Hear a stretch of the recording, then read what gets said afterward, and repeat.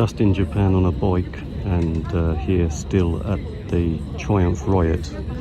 There are actually quite a lot of other classic bikes here, classic British bikes. Legendary Norton Commando.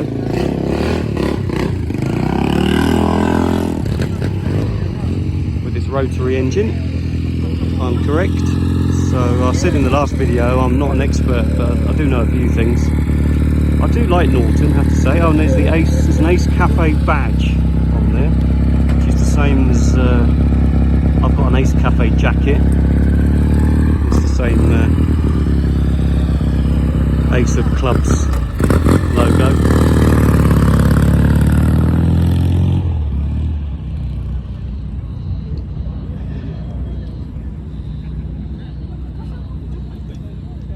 Triumph Bonneville. It's a rather newish looking one, so I guess it's yeah, it's a new model, a newish model. The slung over saddlebags don't quite match the tank colour, do they? But never mind.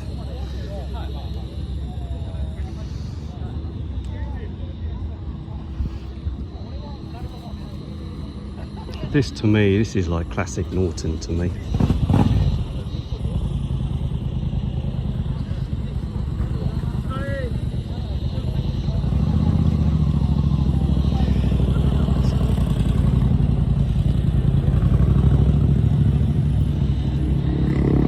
Triumph Scrambler.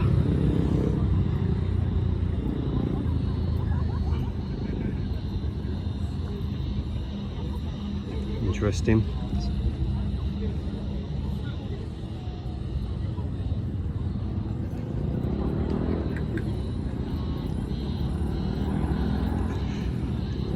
It's a new Triumph Scrambler by contrast.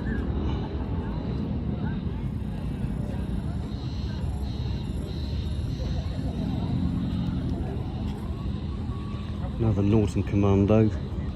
Fairly sure that seat is not standard. I'm fairly sure that that's a custom seat. I don't think they ever had seats like that. Certainly the bars as well. I don't know, of course, about the because there's a lot of American models here, so I don't know whether they would have had bars and a seat like that for the American market. Left the key in there. That's how safe Japan is. You can leave the key in your bike and not worry about it. Of course, you can see there are helmets left on a lot of the bikes. People feel confident they can leave their helmets on the bike and their jackets and other things, and they won't be stolen. Something that I have to say is rather nice. This is the legendary Ariel Square 4 with its Square 4 engine, hence the name Square 4.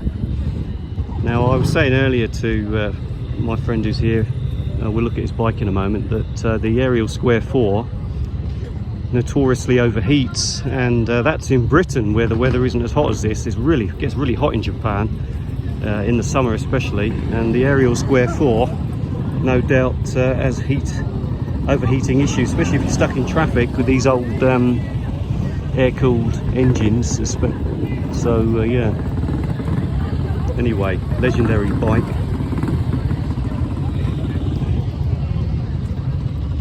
Interesting Velocet of army looking, military style.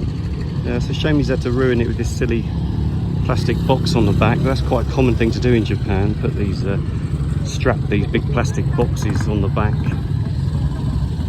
He's left all his gear on there. It's amazing how safe things are. Definitely a military style looking bike, this.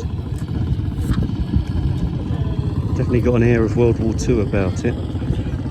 Not sure how appropriate that is in Japan. Anyway, look at this thing. This is a Norton, and I know what this is. This is a Norton Model 18. This is my mate Masami, who's got almost mint condition Norton Model 18 next to it. Pointed out that this is a Model 18 and it's in absolute diabolical condition, and I'm amazed it's even roadworthy. Doesn't look like it. Look at the state of that.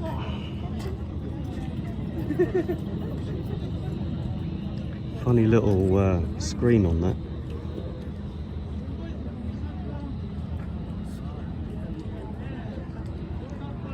He referred to it as a dirty Norton. I thought it was quite funny.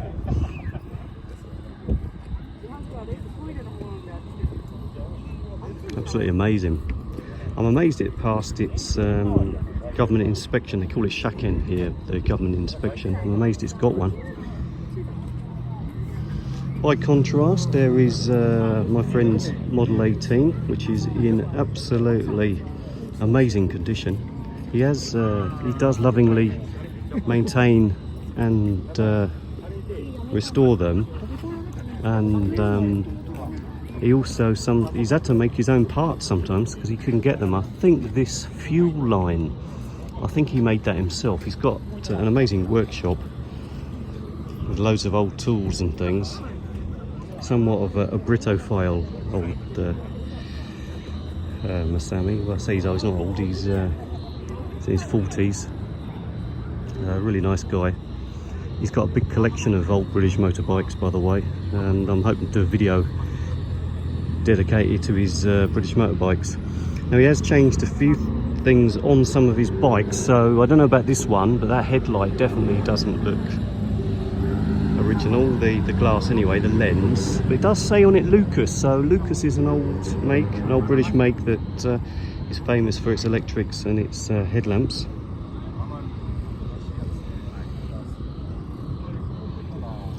Yeah, interesting. Drive Bonneville, also quite often abbreviated to Bonnie. Bonneville 750. Some of these I don't really know what they are until I look at the badges, but some bikes are instantly recognisable. Of course, you know, a lot of these bikes are from the heyday of the British motorbike industry before it went into serious decline, and what a pity, because the British motorbike industry was undoubtedly the best in the world, with fantastic bikes years ago, and the Japanese took up the gauntlet when the industry declined, and of course you can see that in some of the 70s and 80s, and even some made today. I mean, I think you could say that Yamaha copied Triumph. I used to have an old 1970s Yamaha, which was without a doubt an exact copy of a Triumph. So these are the people that have parked their bikes that are not Triumphs, apparently. And here we are. There's an example of an old Yamaha.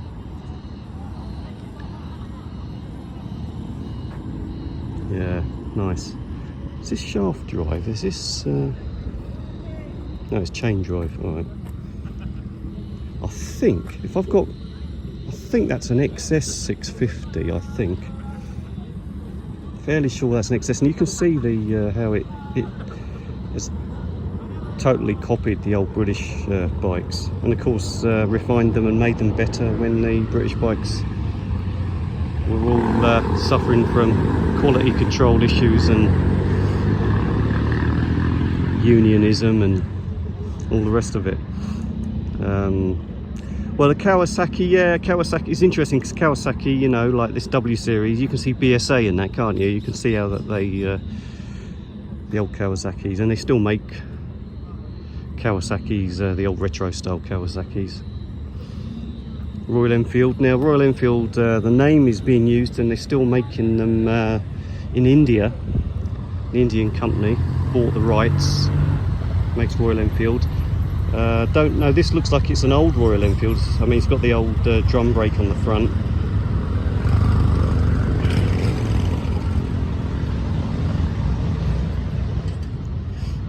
Royal Enfield Bullet 350. It's a single. Not sure what that is. It's got a interesting seat on that. It's like an old sofa.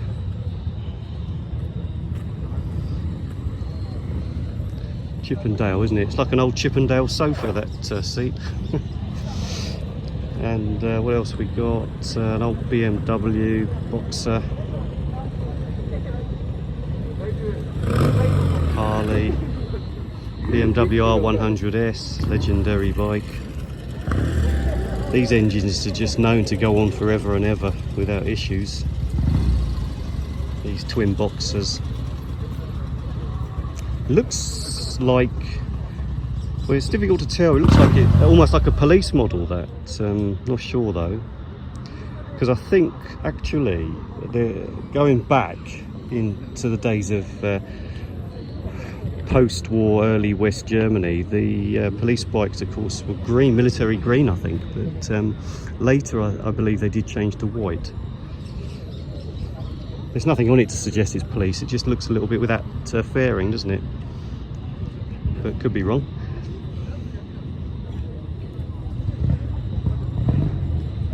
Harleys.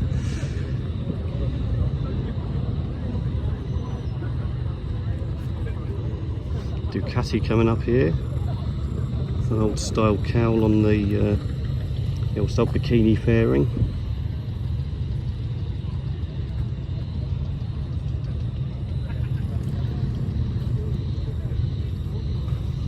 No, I don't know, what's that? Not sure what that is. Oh, it's a Honda, little Honda Scrambler, that.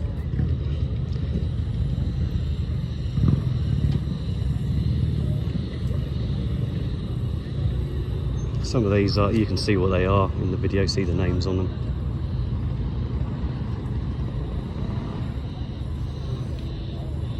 Honda CB250. Now, I was talking about this, I remember years ago, when I first started taking an interest in motorbikes when I was a teenager, I'm fairly sure there was a Honda CB250 Super Dream with a 4-cylinder engine. I'm fairly sure there was, but I can't find any in Japan, so yeah, if you know anything about that. This is a really old Harley, this.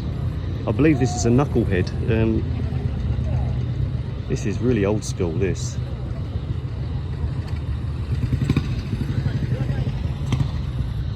Another one that's, gosh, look at that.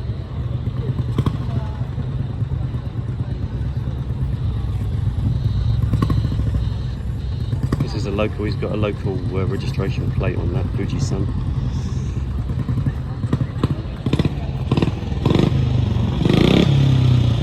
Well, this one, gosh, he's come all the way from Colbert, that's miles away.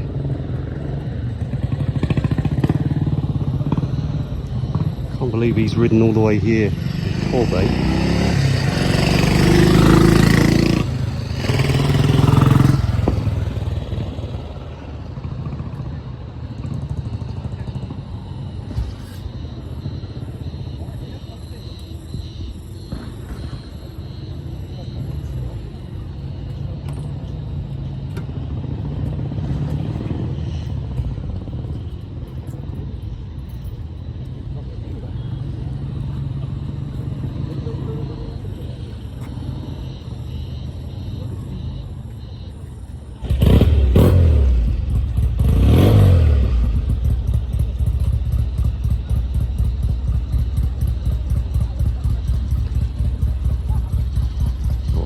This is a legendary bike, Kawasaki Mac 3.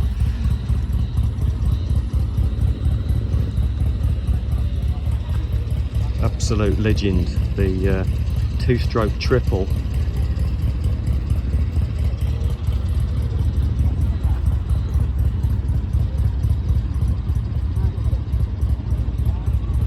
Nice paint job on that. I do like that. I like the colour scheme on that.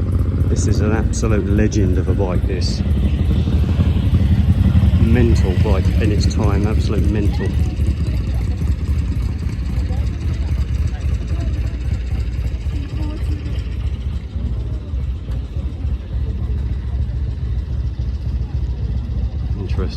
Interesting tank design on that.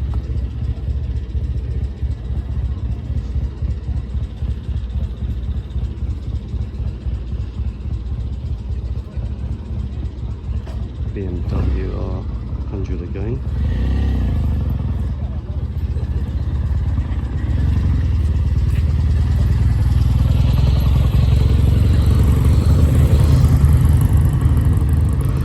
talking about the old BMW R series. Been talking about them quite a lot recently. I used to have an R1150 RT. This is the adventure version of the same engine. The R series, when they came out with the, I think when they first introduced the R1100 series, they had different tuning and 3 or 4 versions of the bike. This is the next generation 1150, where they upped the CC and slightly up the power from the 1100. And this is real serious adventure touring. This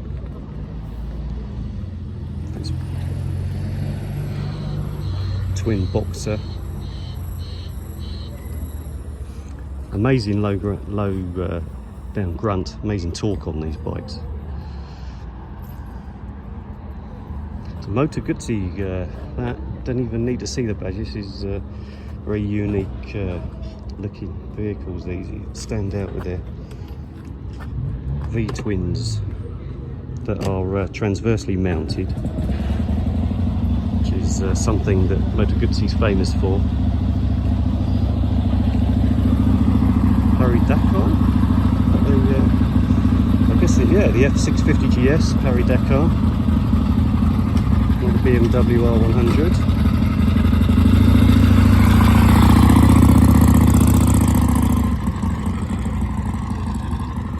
I suppose I should have really walked more around the old classic bikes, but every bike here seems to be interesting to some extent.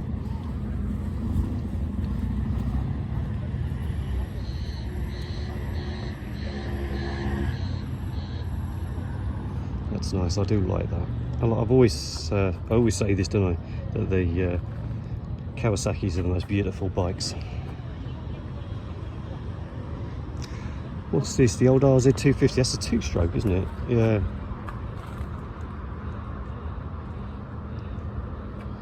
They were quite something in their day. These very potent little 250s. What's this? This is interesting. So, not quite sure what that is, but been cafe raced. Nice paint job on that, I like that.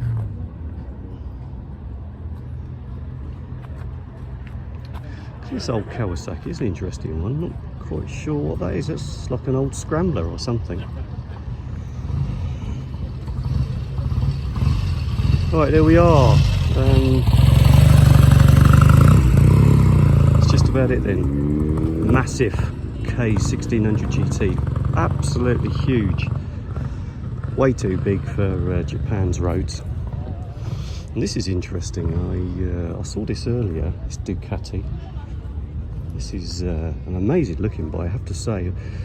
And Ducatis, of course, famous for their, especially famous in red, but this is something else. This is a very, I think it's the first time I've been up close to one of these. I have seen them before, that's it, the Devils, that's what the Devils.